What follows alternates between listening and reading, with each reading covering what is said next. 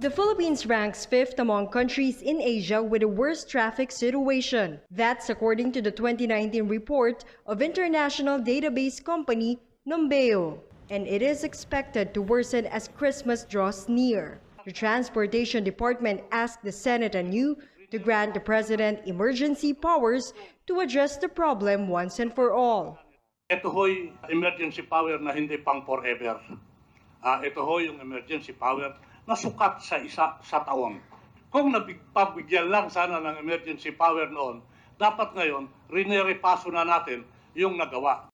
According to Transportation Secretary Art Tugade, the emergency powers can hasten the processing of right-of-way issues and the swift implementation of road projects.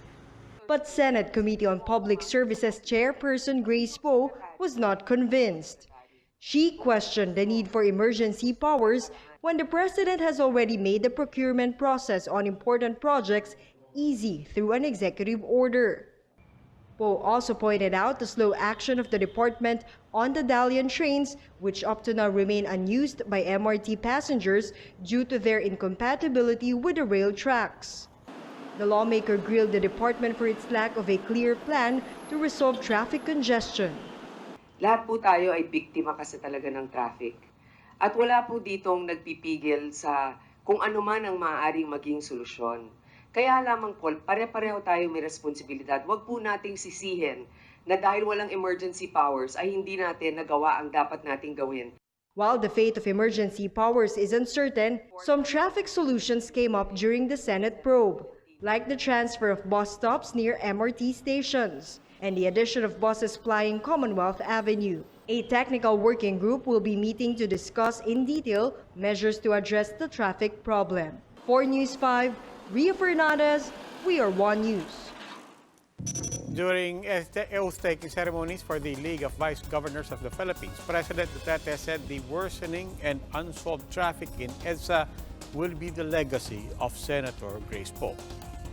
Grace, lahat ng tao dito sa mundong ito magnanakaw.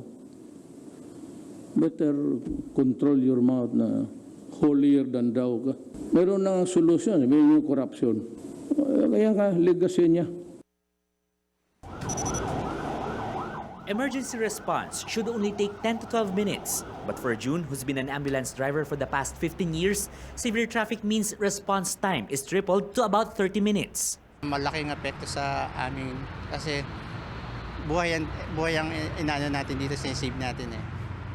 Sa response, medyo sobrang delay pag sobrang traffic.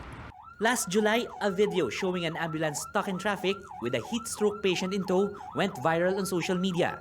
And even with the law granting right-of-way to emergency vehicles, there have been increasing reports of patients dying on the way to the hospital.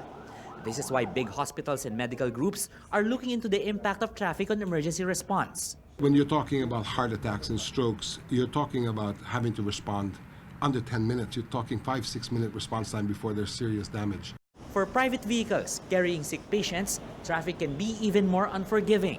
Family pa rin ang nagdadala ng mga pasyente sa emergency department. Hindi ko pa siya ma-project in terms of kung ano yung implication ng traffic. But I guess it's also an area where we should investigate.